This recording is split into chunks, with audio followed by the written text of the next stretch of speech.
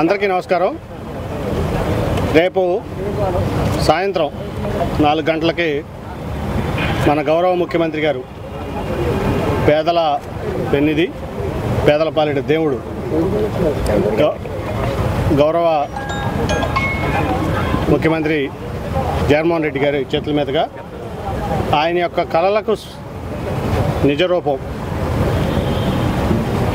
బాబాసాహెబ్ అంబేద్కర్ గారి భారీ విగ్రహం, దాదాపు 206 అడుగులు, ఈ భారతదేశంలోనే ఎక్కడా లేనటువంటి భారీ విగ్రహం. విజయవాడ నడిబొడ్డు అంటే రాష్ట్ర నడిబొడ్డు, ఆల్మోస్ట్ ఈ ఆంధ్రప్రదేశ్ రాష్ట్ర నడిబొడ్డులో విజయవాడలో ఏర్పాటు చేయడం నిజంగా ముఖ్యమంత్రి గారి యొక్క గొప్పతనం.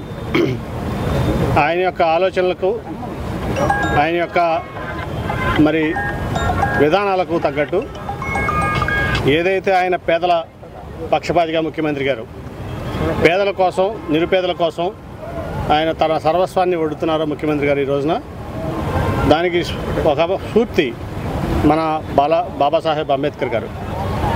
బాబాసాహెబ్ అంబేద్కర్ గారు నిరుపేద నుంచి వచ్చి మరి ఆ రోజున ఆయన అనుభవించినటువంటి కుల వివక్ష కానీ, ఈ వివక్ష కానీ, ఆయన బావి దగ్గర వివక్ష అనుభవించారు, అట్లాగే గుడి దగ్గర వివక్ష అనుభవించారు, అట్లాగే మీరు చూస్తే స్కూల్లో ఏదైతే ఆయన బాల్యంలో స్కూల్కి వెళ్ళినప్పుడు ఆ విద్యార్థులకి దూరంగా మరి గోను సంచి వేసి ఆయన కూర్చోబెట్టి చాలా నరకయాతనకు ఆయన గురి చేసినటువంటి పరిస్థితి.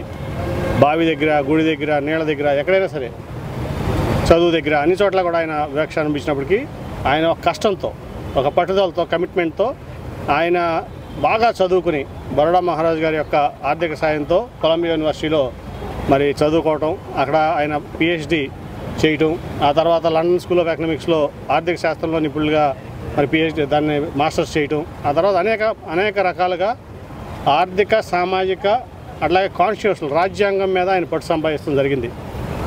ఆ తర్వాత మా భారతదేశం వెనక్కి వచ్చి ఇక్కడ సామాజిక పరంగా జరుగుతున్నటువంటి అన్యాయం మీద, కుల వివక్ష మీద, అంటరానితనం మీద అనేక రకాలుగా కూడా ఆయన పోరాడినటువంటి పరిస్థితి. ఆ రోజు గాంధీ గారు, మహాత్మా గాంధీ గారు మరి అంటరాని కులాలకి, అట్లాగే కులవృత్తులు చేసిన కులాలకి గౌరవం కల్పించాలన్నారు తప్ప, ఆ రోజే గాంధీ గారితో మరి ఆయన చేసినటువంటి డిస్కషన్ కానీ, డిబేట్ కానీ అంబేద్కర్ గారు కేవలం గౌరవం కల్పించడం కాదు, ఆర్థిక పరంగా ఈ అంటరాని కులాలు కానీ, లేకపోతే వెనకబడిన కులాలు కానీ, లేకపోతే బడుగు బలహీన వర్గాలు కానీ, అణగారిన వర్గాలు కానీ వాళ్ళకి ఆర్థిక పరమైనటువంటి ఇది కల్పిస్తేనే, ఇది మొత్తం ఆర్థికపరమైన నిలకడ కల్పిస్తేనే మరి ఈ భారతదేశం బాగుంటుందని ఆ రోజు కూడా డిబేట్, డిస్కషన్ జరిగింది గాంధీ గారితో. దాంట్లో నిజంగా కూడా అంబేద్కర్ గారు గెలిచినట్లే.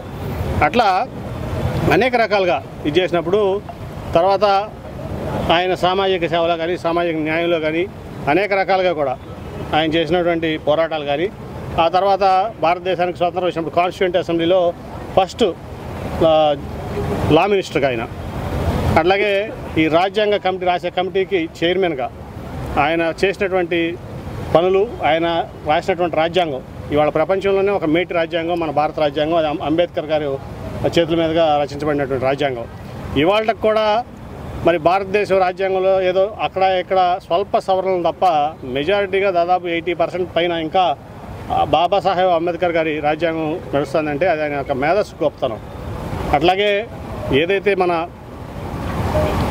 ముఖ్యమంత్రి గారు ఉన్నారో జగన్మోహన్ రెడ్డి గారు, ఇవాళ ఆ బాబాసాహెబ్ అంబేద్కర్ గారి ఆశయాలు, ఆయన యొక్క ఆలోచనలు అనుగుణంగా ఇవాళ ఈ రాష్ట్రంలో పేదరిక నిర్మూలన చేయాలి, పేదలందరినీ ఆర్థికంగా ఉన్నత స్థాయిలో ఉంచాలి, అట్లాగే ముఖ్యంగా సంతోషంగా ఉంచాలి, మధ్యతరగతి, దిగువ మధ్యతరగతి, పేద, నిరుపేద వర్గాలని సంతోషంగా ఉంచాలి ఈ రాష్ట్రంలోని ఒక కంకణం కట్టుకుని ఎన్ని ఇబ్బందులు ఎదురైనా సరే ఆ వర్గాల కోసం పోరాడుతున్నటువంటి నిజమైన నాయకుడు మన ముఖ్యమంత్రి వైఎస్ జగన్మోహన్ రెడ్డి గారు. ఆ రోజు ఏదైతే అంబేద్కర్ గారు పోరాడారో అంతకంటే 100 రెట్లు ఎక్కువ ఈరోజు ఆ వర్గాల కోసం ఇవాళ ముఖ్యమంత్రి గారు కష్టపడుతున్నారు. దానికి ఆయన ఆలోచనలకి, ఆయన కళలకి, ముఖ్యమంత్రి గారి కళలకి, అట్లాగే ఆశయాలకి ఇవాళ బాబాసాహెబ్ అంబేద్కర్ గారి విగ్రహాలు ఇంతకు ముందు చూసాం మనం. ఎక్కడో ఊరు బయట ఉంటాయి, లేదా మన చీలలో ఉంటాయి, లేకపోతే హరిజన్ వాడలో ఉంటాయి. ఇవాళ అటువంటిది ఇవాళ తీసుకొచ్చి రాష్ట్ర నడిబొడ్డు అయిన విజయవాడ నడిబొడ్డులో మనందరి హృదయాల్లో బాబాసాహెబ్ అంబేద్కర్ గారిని ఉంచారంటే అది కేవలం మన ముఖ్యమంత్రి జగన్మోహన్ రెడ్డి గారి యొక్క గొప్పతనం. దానికి మేమందరం కూడా ఈ రాష్ట్ర ప్రజల తరఫున నిజంగా ఆయన అభినందించుకోవాలి. ఇటువంటి గొప్ప కార్యక్రమం రేపు సాయంత్రం 3 గంటలకి ముఖ్యమంత్రి గారి చేతుల మీదుగా ఆవిష్కరించడం, తర్వాత ఆ కార్యక్రమాలన్నీ కూడా రాష్ట్ర వ్యాప్తంగా కూడా అందరూ కూడా ఇక్కడికి వచ్చి దాన్ని మరి ఆ వేడుకని వీక్షించబోతున్నారు. దానికి కూడా ఏదైనా కానీ ఎక్కడా కూడా చాలామంది వెనకబడిన తరగతుల వారు, అట్లాగే షెడ్యూల్ తరగతుల వారు ఏర్పాటు చేసినటువంటి పార్టీలు ఉన్నాయి ఈ దేశంలో. అట్లాగే నేను చాలా రాష్ట్రాలు పర్యటించా యాజ్ ఎంపీగా. అట్లాగే ముఖ్యమంత్రులు షెడ్యూల్ కులాల నుంచి ముఖ్యమంత్రులు అయినటువంటి వాళ్ళు ఉన్నారు. వాళ్ళు ఎవరూ చేయలేనటువంటి పని ఇటువంటి విగ్రహాన్ని రాష్ట్ర నడిబొడ్డులో, విజయవాడ నడిబొడ్డులో ఉంచినటువంటి ఘనత ఓన్లీ వన్ అండ్ ఓన్లీ మన వైఎస్ జగన్మోహన్ రెడ్డి గారికే దక్కుతుందని ఈ సందర్భంగా తెలియజేస్తూ, ఈ సందర్భంగా అటువంటి గొప్ప కార్యక్రమాన్ని చేసినందుకు ఆయన అభినందిస్తూ నేను సెలవు తీసుకున్నాను. థ్యాంక్ యూ, కృతజ్ఞతలు అందరికీ. తెలుగుదేశం పార్టీ అసలు 400 కోట్లు పెట్టి దీన్ని నిర్మించాల్సిన అవసరం ఏమన్నా, 100 కోట్లు సరిపోదు, ఎంత ఖర్చు అవుతాం ఒక విగ్రహానికి అని చెప్పి నిన్న పార్టీ ఆఫీసు ప్రెస్ పెట్టి పెట్టిన. ఇప్పుడు మనం చూసాం ట్రాన్సిట్ సెక్రటరియట్లు, ట్రాన్సిట్ హైకోర్టులు అని చెప్పి ఎంత ఖర్చు పెట్టారండి. మనం ఏ బిల్డర్ దగ్గరికి వెళ్ళి అడిగినా మీరు ఒక బిల్డింగ్కి ఇవాళ చాలామంది ఈవెన్ లేమని చెప్తాడు. ఇవాళ ఒక బిల్డింగ్ కడటానికి మీకు 2,000 రూపాయలు సరిపోద్ది అడుగుకి. ఇక్కడైతే హైదరాబాద్లో అయితే 16,000-1700 రూపాయలు సరిపోద్దాను. మన టెంపరీ సెక్రటరీ ఎంత ఖర్చు పెట్టారంటే 10,000 ఇచ్చాడు అడుగుకి. చంద్రబాబు నాయుడు గారు 10,000 రూపాయలు పెట్టి టెంపరీ సెక్రటరీ కట్టాడు. అది పక్క కాదు, ల్యాండ్ ఇచ్చి ఎమ్యూనిటీస్ ఇచ్చి 10,000 రూపాయలు అడుగుకి ఇచ్చినటువంటి గొప్ప వ్యక్తి భారతదేశంలో ఉన్నారండి. మీరు చెప్పండి, ఎవరన్నా ఇప్పుడు మీ జనరల్గా ఎవరన్నా ప్రెస్ అయినా సరే వెళ్ళి నాకు ఒక ఇల్లు కావాలని, ఒక అపార్ట్మెంట్ కన్స్ట్రక్షన్ బిల్డర్ దగ్గరికి వెళ్తే ఏం చెప్తారు, అడిగెంతండి మాది అంటారు బేసిక్గా. సోరీ 2,000 హయ్యర్ సైడు, 2,000 కాకుండా ప్లస్ ఇంకో 2,000 వేసుకోండి, 4,000. ఎందుకైందండి 10,000? నేను టీడీపీ ఎంపీనే కదా, చెప్పనండి బాబు కొడుకుని సమాధానం. ఏమైంది మిగతా 6,000 ఏమైంది? 2,000 ప్లస్ 2,000 ఇస్తున్నా మీకు. అసలు మీరు మొత్తం ఈ ల్యాండ్ పూలింగ్లో మీరు రైతులు మోసం చేశారు, మొత్తం ఆ ల్యాండ్ పూలింగ్ చేసి ఈ రాష్ట్రాన్ని మోసం చేశారు.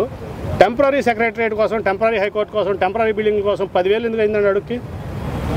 ఎవరన్నా మీరు చెప్పండి, ఈ ప్రెస్లో కానీ ఎవరన్నా మీరు ఇల్లు కొనుక్కుంటారు, లేదా లగ్జరీ అపార్ట్మెంట్కి ఎంత అవుతుందండి? 4,000 అడుగు ఖర్చు.